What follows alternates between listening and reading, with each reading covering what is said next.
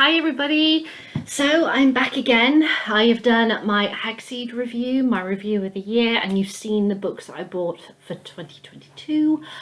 I have managed to get them in my study, but in order to get them in my study I've had to take out the books which I'm going to talk about in this video. So I'm going to have books on my floor, but it's the only way I can fit them in. And this comes to the subject of what I am doing for 2022. Now, as I've just said, my study is packed full. I'm buying books in bulk. Even though it's kind of good that I'm not spending like tons of money throughout the year on it, buying it in bulk, it's more obvious.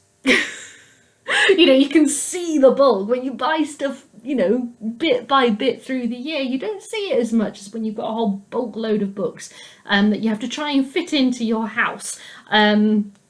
And such, and so it was a bit like, holy crap, I bought so many books and I didn't even realize. But I suppose it is kind of good that I'm kind of saving it up, as it were. But I have come to the conclusion that I need to stop doing this. I need to stop buying books like this. So it's something for me to work on, myself and everything. But yeah, my house and my floorboards can't take it anymore, let's put it that way. And so that's what's caused me to do what I'm going to do for 2022. And that is to get through my study. So what I mean by that is I'm still going to allow myself to buy books, but I can only buy books that are brand new releases that I've waited for. And at the moment for 2022, that's 2 books. The first is Lucy Worsley's book about Agatha Christie, which comes out, I think is the 8th of September. It looks brilliant. The cover, I love this wonderful black and white picture of Agatha when she's younger, looking right at the camera, and she's in black, it's all black and white. She's got this great hat on, and her cardigan is in red, and obviously red, murder, blood that we created. I just love this youthful looking Agatha rather than the older Agatha that we think of when we think of her, and with a splash of red, and how kind of expresses her personality, and so she just fits wonderfully. So I'm very excited about that. But the one which I am even more excited about, we've got a new Cormoran Strike novel coming in 2022. Oh my god, it's so exciting. So we know that it's called Ink Black Heart, but that's it. We know that because JK announced it was either like the end of November or the beginning of December, like they were like a week in between them. She announced that she had finished the book. She'd finished writing a book, and then she said about guessing the name on Twitter, like she usually does, and she did a black heart emoji, and there were various guesses, and somebody guessed Ink Black Heart. I said, yep, you're the winner. And then not long ago, I think probably maybe a week and a half or something, or 2 weeks ago, somebody on Twitter asked her when we're going to get the next Strike book, and she said, soon, I'm in editing, which implies that the book that she referred to at the end of November / early December that she had completed is the Strike novel. And editing usually takes, I don't know, maybe about 6 months. It depends on the book, it depends on the author and everything. So I am guessing that is going to probably be a summer one. But to add to that, we know that Troubled Blood, the drama for her previous Strike book, starts in January, and when Troubled Blood came out, it coincided with the release of the drama of a previous novel, Lethal White. So I think it's either going to be that she'll bring it out in the summer, or they're going to do the coinciding thing, and that's going to be out in like the autumn. So maybe a September to October release, like what she did with Troubled Blood. So so we know that there's a book on the way. I am so super excited. Oh my God, it's going to be amazing. So those are the only 2 books that I'm planning to buy in 2022. I need to get through my to-be read list, guys. I mean, thought I did well with 2020 with not buying any books and getting through, and I got rid of all of the overlap books that were going over the bookshelf, and I cleared an entire shelf. I have now got 1.5 bookcases really of books to be read. So I've completely rearranged all of my study from how you've seen it before in a previous video. So I have got to get this stuff down, guys. I really do. So in 2022, as I said, I can only buy new release books that I have been planning to buy, so from authors that I desperately want. So that is the Agatha Christie book and the new Cormoran Strike book. That is it.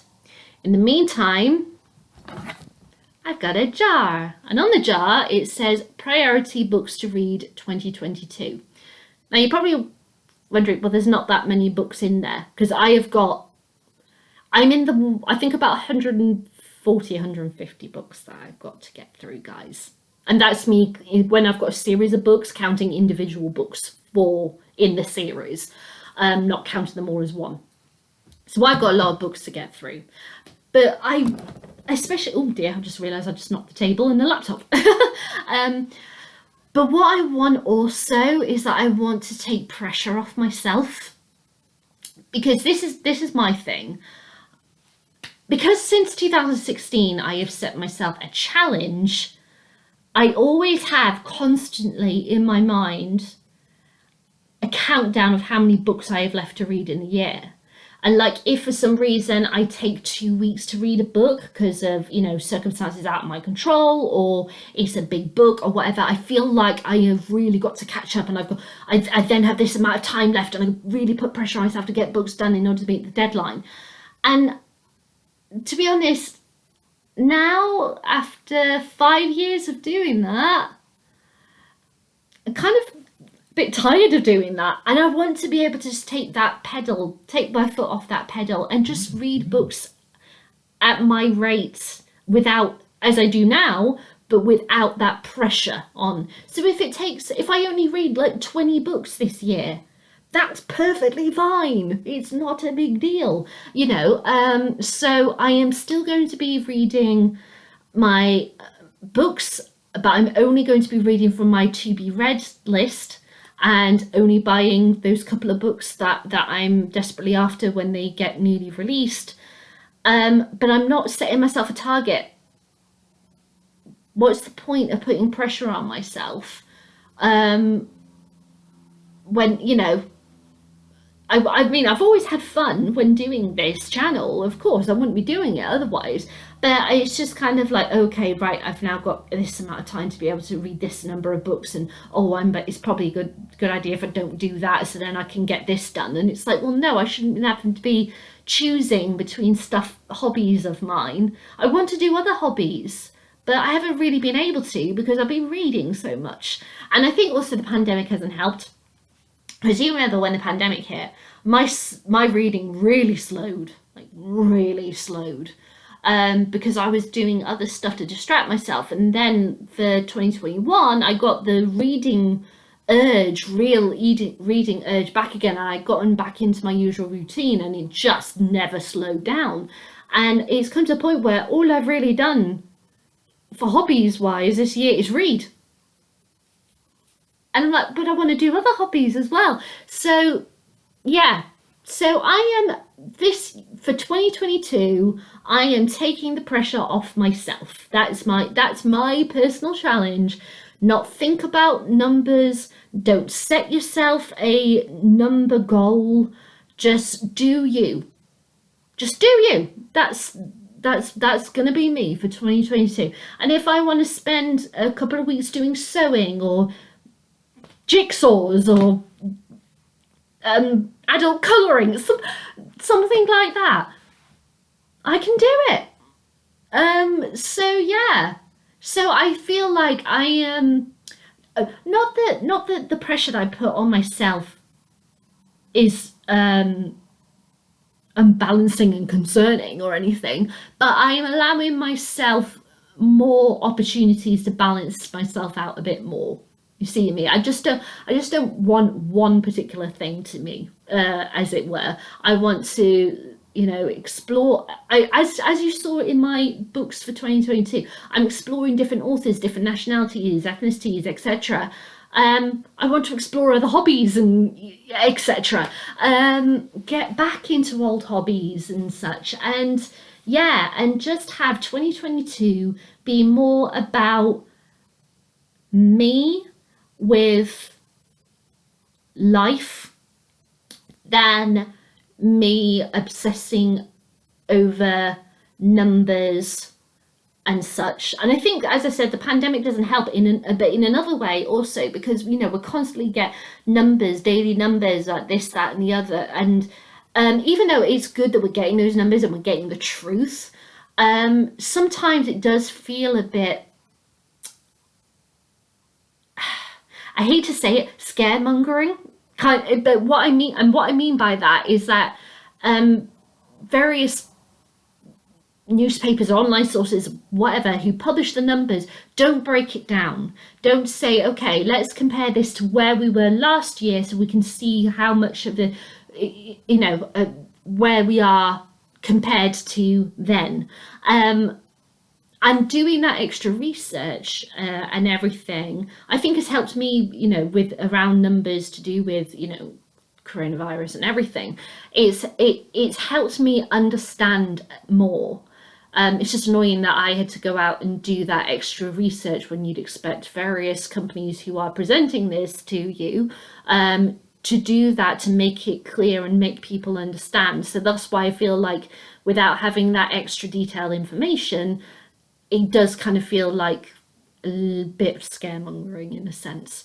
But I'm glad that I have, touch wood, so far I've not had it, or at least not that I'm aware of, because I've never had any symptoms of it or anything. Whenever I've done tests, I've always been negative.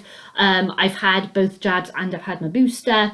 I've really worked on my anxiety last year, and so I think I've balanced myself more, but I feel like I need to do more to balance myself mentally and such.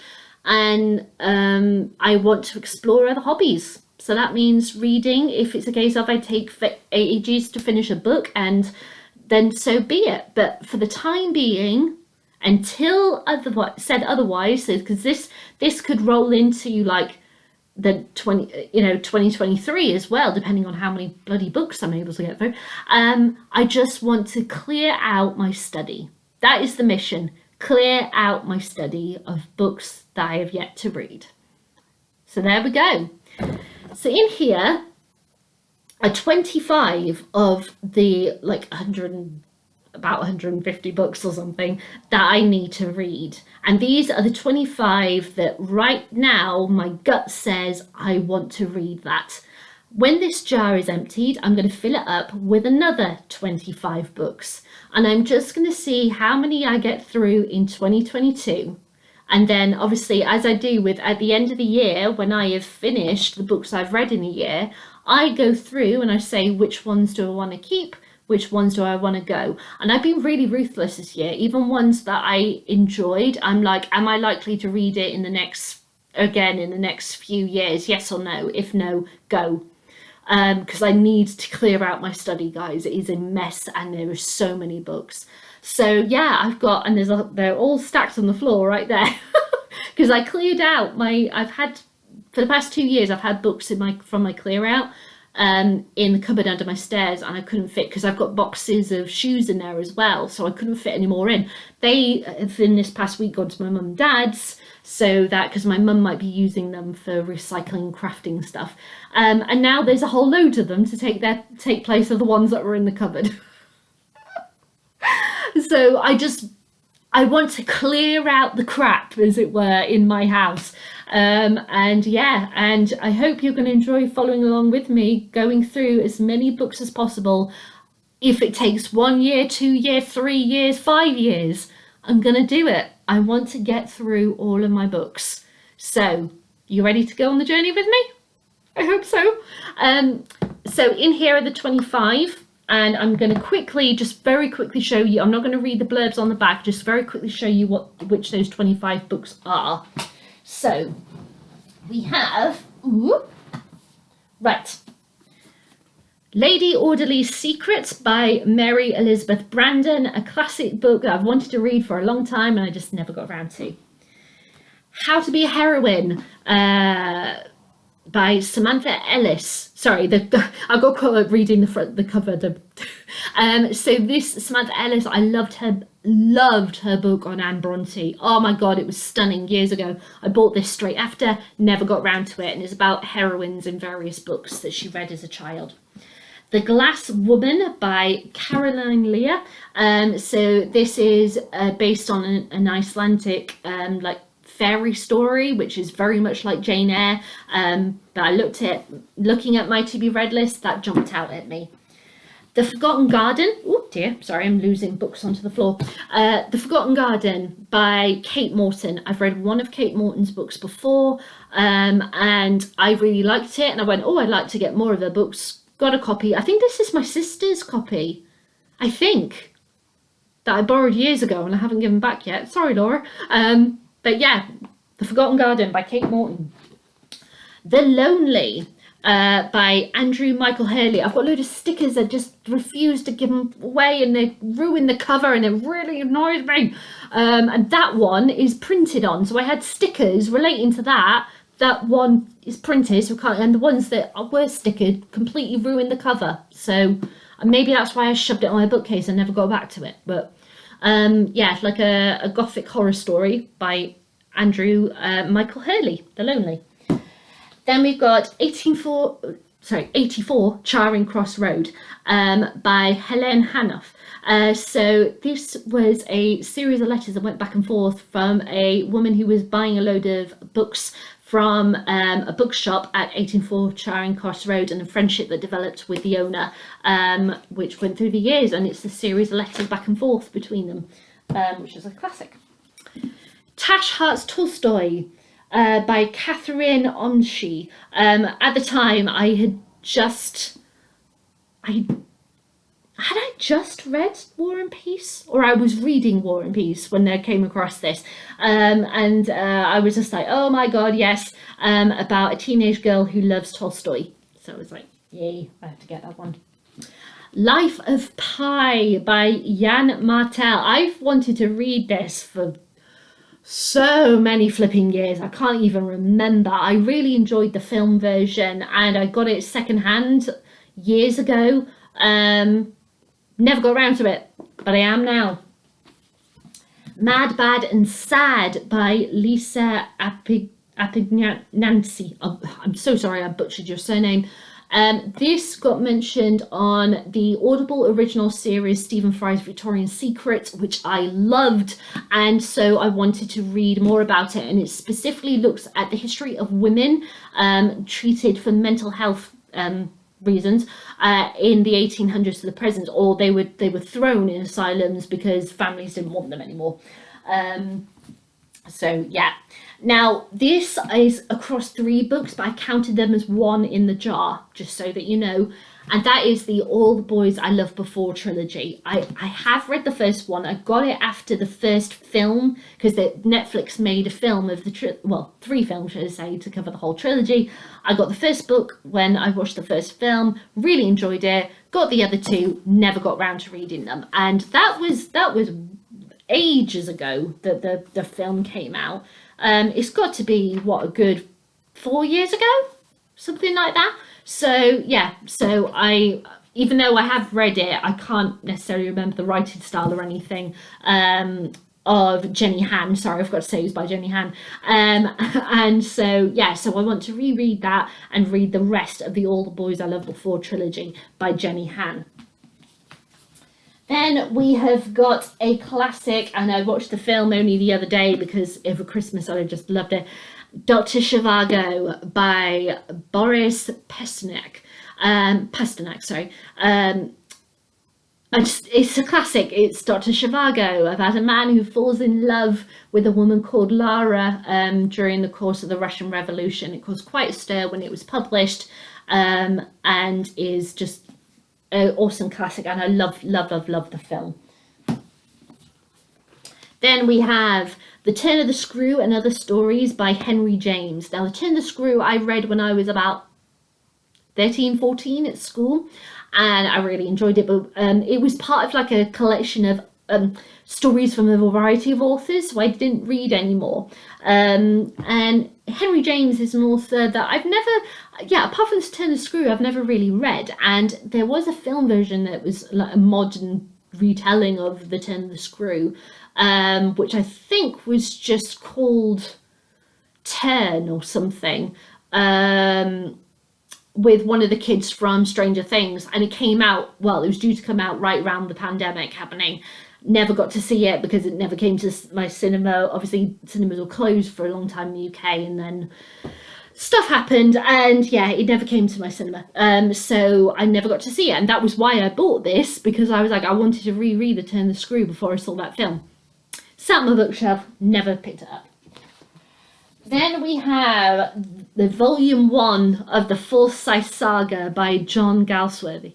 Now, I really like the Forsyth Saga. I love the radio play that I have of it. I really love the TV drama of it. So this is volume 1. This covers, I think, like the first 5 books and a couple of novellas, because there's about 10 books or something, and it's kind of like, this is the older generation, and then you get the next generation in the second volume. So even though this covers like 5 books or whatever, I'm counting this as 1 because it's all together in 1 published form. So it's like, you know, The Boys I Loved Before, technically that's 3 books, but I'm counting that as 1 because it's 1, but I will review them individually.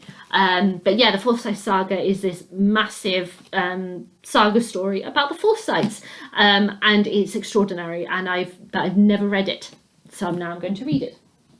Right, so that's the first load. Ooh. Just give me a second. I've got too many. They're all at the far end of my sofa. There we go. Oh, managed to get them all. Right, so then we've got Devil's Knot by Mara Liverette. So this is about the West Memphis Three. 3 boys, basically. They were teenage boys who were convicted of killing 3 young boys about 8 or 9 years old, just because they were different. There was no evidence that they were linked to the crime and such, and it was this massive thing, and they are now free. And I got this when the film came out. I really enjoyed the film, and I can remember starting to read it, but I can't remember finishing it. So I was like, you know what, let's just do, if it's a reread, it's a reread, and I want to read it. Then we have Love and Louis XIV by Antonia Fraser. Louis XIV, who famously built Versailles. I bought this because I was watching Versailles. I absolutely loved Versailles. I thought it was a great TV show, but never got around to reading the book about Louis, so now I am. Then we have Georgiana, Duchess of Devonshire. My sister, sorry, I didn't say it was by Amanda Foreman. My sister absolutely loved this book. I remember her reading it. I can't remember if I was still living with Mum and Dad when Laura read this. But she loved Georgiana, and it got me into a film with Keira Knightley, and I've seen the film multiple times, never read the book. I got this at a charity shop and just never got around to it. So there we go. Then we have Gypsy, a memoir by Gypsy Rose Lee, the extraordinary woman who inspired the musical Gypsy. She was basically a stripper. You know, the way in which she started her career and everything. She's so famous, the name Gypsy Rose Lee. She knew how to seduce men without exposing herself. You know, she was able to tease and flirt and such, and she she became famous for it. She also became an actress and everything, but her troubled childhood and everything was written in this. It caused a massive stir, and this got converted into the musical Gypsy. It's a musical that I love, and I was like, you know what, I really want to read the source material. So I got Gypsy by Gypsy Rose Lee. Then we have The Night Circus. I swear, I'm pretty sure I bought this not long after this came out in paperback. There is, I think it's about 2 years old now, a 10th anniversary edition of this available. Still haven't read it. I am going to read it. The Night Circus. Then we have The Yellow Wallpaper and Selected Writings by Charlotte Perkins Gilman. The Yellow Wallpaper is terrifying story about a woman who goes mad and the yellow wallpaper that haunts her. And it's extraordinary. And I've listened to I don't know if it's a word for word, just audio read thing. It's part of a Fear on 4 is what it's called on Audible, and or at least I think that's the one. If I find out which one it is, I'll put it in the description.